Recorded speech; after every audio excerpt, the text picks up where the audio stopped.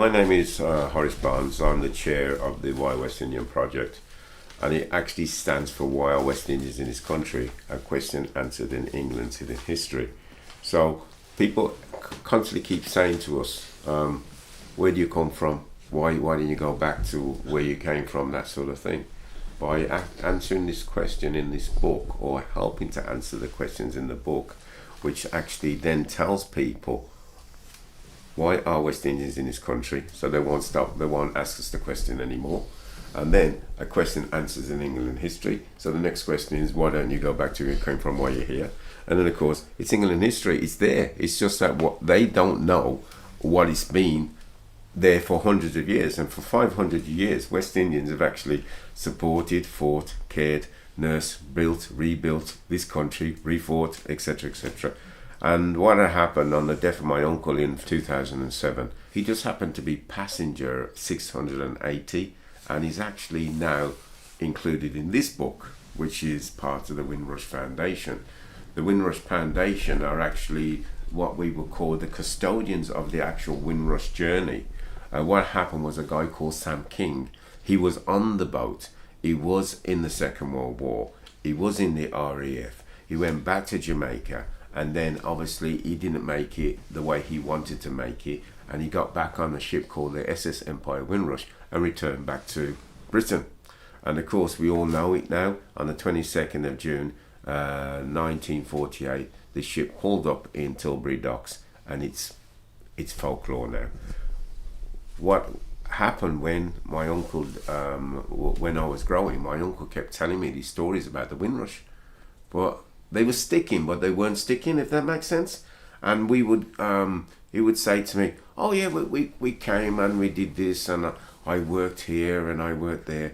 And one of the things that they used to keep saying was that you could get a job at 9 o'clock and leave the job at 12 o'clock and walk into another job at 12 o'clock and leave that job at 12 o'clock and go into a job at 3 o'clock.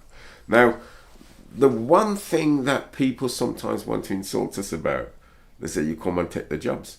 Well, really and truly, what he's actually telling you, the work was more than the population could actually manage itself. And without the West Indians, these British citizens coming back to this country, coming to what they call the mother country, to rebuild it, where would we be now?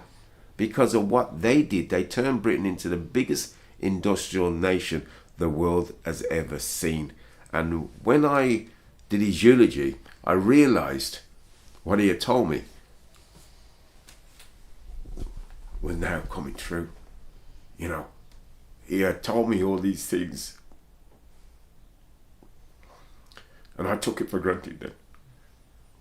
The worst part about it was I realized that the West Indian community have never, ever been thanked. And we wanted to do something about it. And that's where that comes in.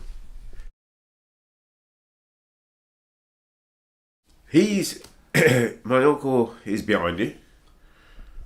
But secondly, injustice. How can you put things right if you don't know what's wrong? Good point. And we are working with the military, the police, the NHS, the civil service. We're working with anybody. And now we're working with you.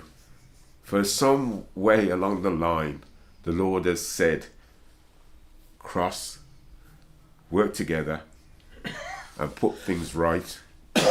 You know, I've got this great man, Mr. Jacobs, and other military guys that served in the Second World War, and I've been able to hook up with them, get their stories out. And you know, in life, people will always say to you, is it true? Is it a story? And that's why we don't use the word story, we use the word journey. So when I'm saying to people, no, it's a journey, it's his journey, it's her journey, and people can then actually turn around and say, oh, I know somebody, I know them. You know, the biggest joke about this is, and really, it really grates me, is that the West Indians are directly related to English, Scottish, Irish and Welsh. our names. Some people may say, oh no, it's not. Well, really and truly, it is. If they were to do a DNA of us, it will come out exactly the way I've said it. And the point is, why would you decide to attack somebody who is willing to fight for you, is willing to help you, willing to build a country for you, willing to nurse you, and when your back is up against the wall, you're always looking for somebody to come in and say, either stop, or if you keep playing with that person, you're going to have to play with me. And the West Indians have done that. The Indians have done it. The Pakistanis have done it. The Bangladeshis have done it. Nepal have done it. You know what I mean? Australia, Canada, New Zealand, Kenya, Nigeria, Accra, Benin, South Africa. I could go on forever. There is something like 54 members of the Commonwealth, and they belong to every different shade, every different culture, every different religion. That's what you call a family.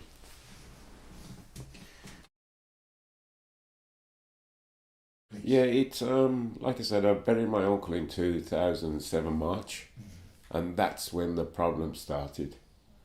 Um, Somebody said to me, it was a minister, and who was burying my uncle. She asked me a question. I said, "No, I'm so angry." And she said, "Look, use your anger, put it in a way like to either talk about it or write." And that's when I started to form some sort of notes to represent my uncle. And then as that went on, the secretary, she's very good at English. I can't. I'm not very good at English. I got a CCSC, I think, or some more C O level or something like that. But I was trying to do it in a poetic form to make sure that people would be gentle, passing it on to the next person, especially if a child, like a grandfather or grandmother, would pick up the book and say to the grandchild, "Come here, let me show you something, let me read something to you." And that was the ideas in my mind.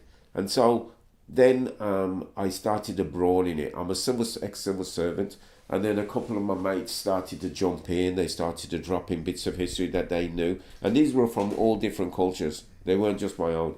And then on top of that, other members of the family started to pick up on it. Next thing you know, it was Birmingham City Council, libraries. I said, "How can I get this book into the library?" And they said, "Well, what you need to do, give us a copy. We will discuss it at a certain date, and on that date, we will then make a decision whether to or not." They actually picked up the book and said, "Wow, this is fantastic. Can you bring a book in?" We did. "Can you bring us 6 copies that we'll buy?" We did. We give them at a discount. Then they rang me up and said, "Is it possible you can go round and do talks for the children? We'll get the children into the libraries and you can talk to them." Jackpot. We're now in the libraries with these primary kids, between 10 and 11, and we're talking about Windrush and how Windrush came about, and we built it up. And that's the reason why Windrush is where it is today. Not because of any other reason. It's because we went out to the people. And I will say to anybody, if you have a problem, sometimes don't go to the people that you think will help you. You go to the real people. The real people will come always forward and offer and volunteer their services, and they did. And they pushed us until, obviously, the funding stopped, and then, of course, we stopped that end. Well, you thought they would stop then, but no. The West Indian community, the elder groups, the churches, their own after-school clubs, they start picking it up, and they started inviting us in to actually do talks, educate them, blah, blah, blah, blah, blah. And so it built into where we are today.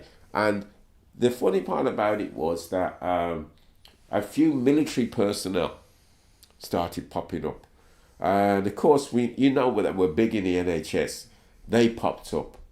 And then we started developing what we call the battle standards of the West Indians to prove our actual historical worth to the people of this country.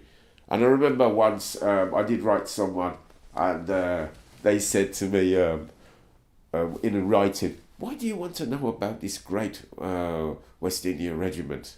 And I'm saying, "Oh no, what sort of question is that? You should be actually happy for me to be actually talking about this West Indian regiment, because they've never talked about the West Indian regiment. They only talk about them when they help them. There's so much more on that I could tell you, but we haven't got the time for that. But we will probably work it out some other time. But I will tell you one thing. Without all these people that have come on to the WAWI West Indian project, and now your production team, it's now doing what we want to do. We don't want to physically browbeat people into submission. We want to give it to them in a way that they can say, this is democracy. This is a yes or a no. Either I do believe it or I don't believe it. And if you don't believe it, go and find out for yourself. And then you'll believe. And then when you do believe, you realise you've been wasting a lot of time, a lot of money, and a lot of energy with your negativity, your deliberate, what would you call this, undercurrents, or pulling the carpet from underneath people. And when you actually work out how much that's costing this country, you will work it out. It ain't millions, it's billions. It's been going on for too long. It's been a beautiful journey, a positive journey, even a journey that I didn't think would be this difficult, but it was. And because of these people, Royal Navy members, past and present, Army members, past and present, Air Force members, past and present, and people like that, NHS, past and present, trade unionists, past and present, civil servants, past and present. Some councillors are dilly-dallied, and MPs have dilly-dallied, acting like they're interested, but really they're not. But I will say one thing: when we go out to a lot of people, Remembrance Days, especially Armed Forces Days, NHS Days, whatever days you want to talk about it, even our own West Indian Days, which is Windrush Days. When we engage with these other communities, other societies, other organisations, and they now actually show an interest, and they ask you questions to say, did this really happen? And when you show an historical film of the time, and they look at it and they say, oh my gosh. I mean, one of the biggest impact ones that we have is the victory parade of the Second World War.